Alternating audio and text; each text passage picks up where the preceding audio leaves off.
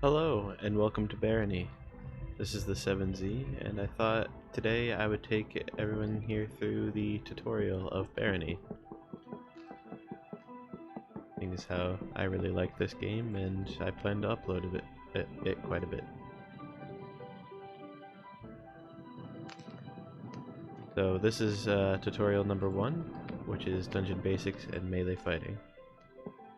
This just teaches you how to pull levers, pick up objects, and how to fight in a very basic way. So here you can just click the attack button, but if you were to hold it down, you get a stronger hit in. Now it gives you a shield, which you can hold down spacebar if you're on keyboard. I don't know the controls for a controller, but it does have controller support. You can block with the shield, and shields will block projectiles, as you can see. And it'll also block attacks from enemies, as you can see here.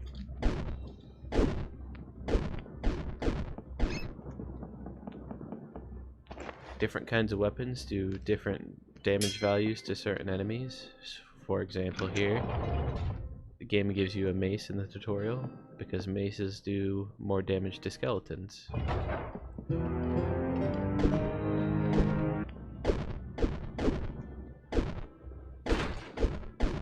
He broke his weapon on me, so now I can just beat him down.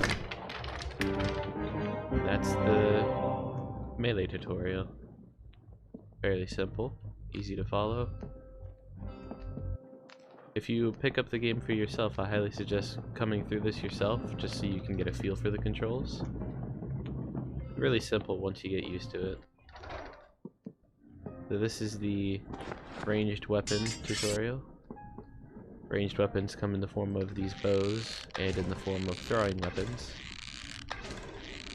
Shoot a bow by just holding down the attack button.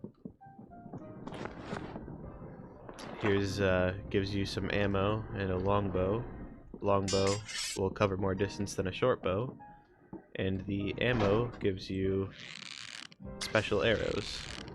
These ones are armor piercing, so they'll occasionally go through the armors of the enemies that you're facing.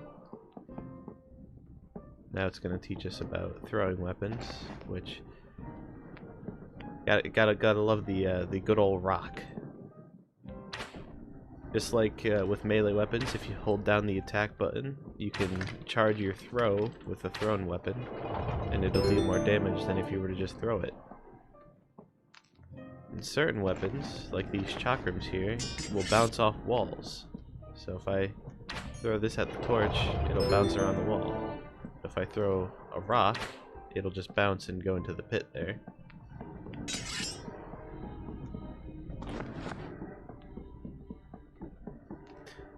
Something to mention that this sign says is walking forward is faster than walking backwards and walking to the side.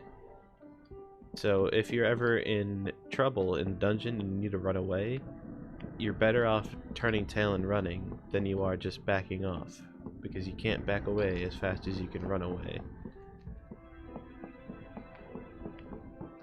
So here it just gives you some different ammos, because it's about to put you in an arena with some enemies. So there's spring ammo, which knocks enemies back.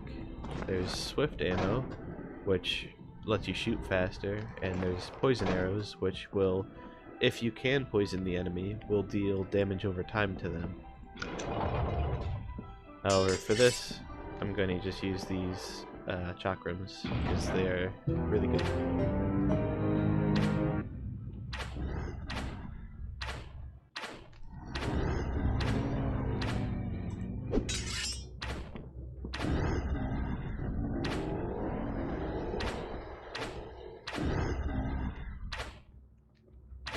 There we go. That's the range tutorial done.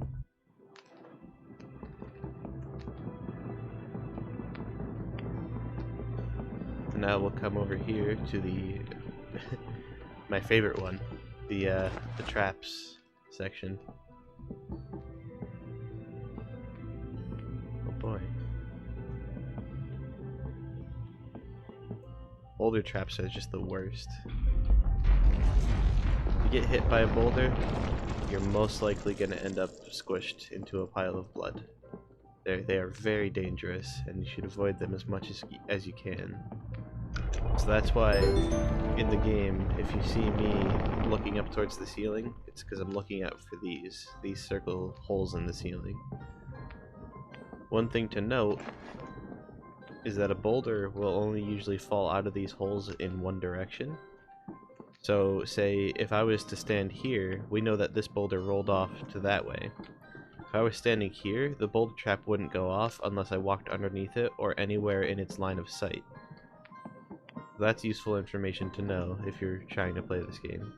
Or if you're wondering why I'm dancing around these holes, it's because I'm trying to set the trap off in a safe way. I'm trying to get into the boulder's line of sight so that it activates, so that if I do walk under it, I don't get squished. So the tutorial just gave me some rocks, and these rocks are so that I can throw them onto these traps. Because when you do that, the traps will activate, and then it'll make it safe for you to walk. As well as, if you throw a rock underneath a boulder, it'll activate the boulder trap.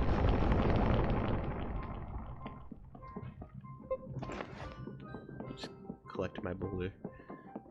Not my boulder, my rock.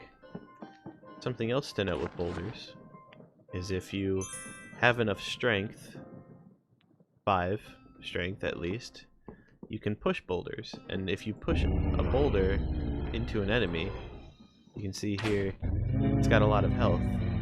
But if you push a boulder into an enemy, it's a very strong damaging attack, which you definitely don't want to be on the receiving end of. So here's the actual trial here. See that? I stepped into its line of sight, so it activated. So if I were to be standing here,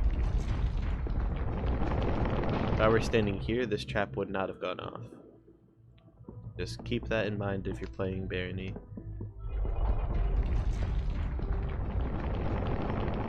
If you do hear a boulder trap go off, it's usually best to go back to an area which you were just standing, an area which you know was safe. Always be on the list. Just always be listening for that noise. If you hear that noise, go back to where you know was just safe. There's the exit to this trial.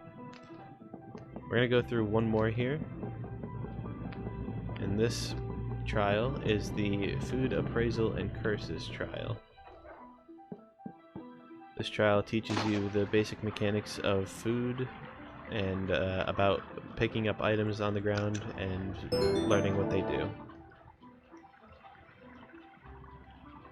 It also makes you swim for some reason. Swimming is never a thing that you'll really have an issue with. Enemies in the game, unless they have flight, can't get to you, unless they also have a ranged weapon. Then I suppose they could as well. So here's 2 food items, and with your appraisal skill over here, you'll appraise them. The lower your appraisal skill, the longer it'll take to appraise something, as well as if your appraisal skill is too low, you might not be able to appraise something. However, if you hold that item in your inventory for a while, your appraisal skill will slowly go up. And at 100, you'll be able to instantly know what something is as soon as you pick it up. So here, we know we're hungry because there's this bread icon down here. So we want to eat a piece of fresh food. And here's just some examples of cursed items. Even picking up something will just start appraising it right away. So you always want to just pick up everything off the floor, just no matter what it is, and try and appraise it, and then figure out what it is. And usually if it's a cursed item, you don't even want to really look at it for too long. You just want to drop it down a hole. And this is a piece of moldy food. Moldy food, you can eat it, but you risk having your character throw up. And throwing up will make your character hungry again, which is never a good thing. If you can keep your character's hunger topped off, your character will always regenerate health. So you definitely want to keep your hunger topped off as long as you can.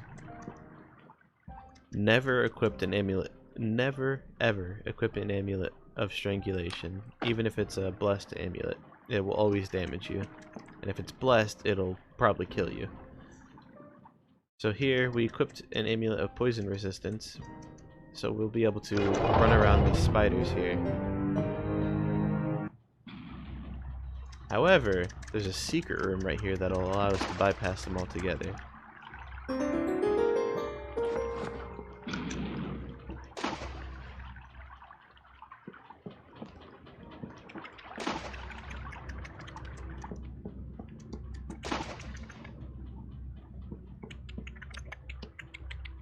It's a good thing we put on that amulet of poison resistance, because I'm probably getting hit here.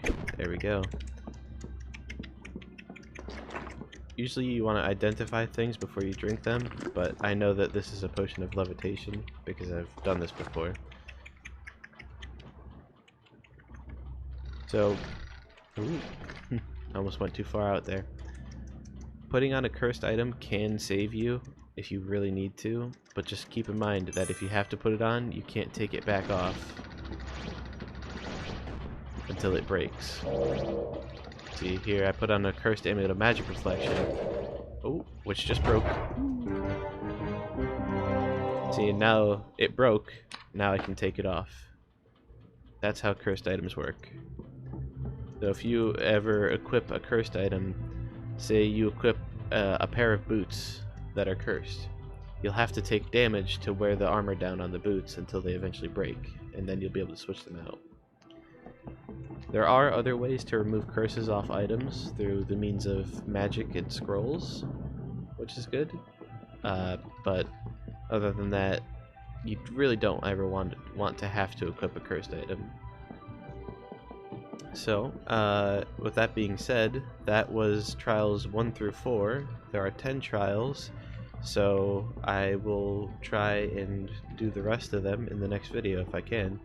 And if not, well, we'll get there. Anyway, this has been the 7Z. Give the video a like if this helped you, or if you just like the video in general, and give my channel a subscribe. I'll have more content coming out soon, and have a good day.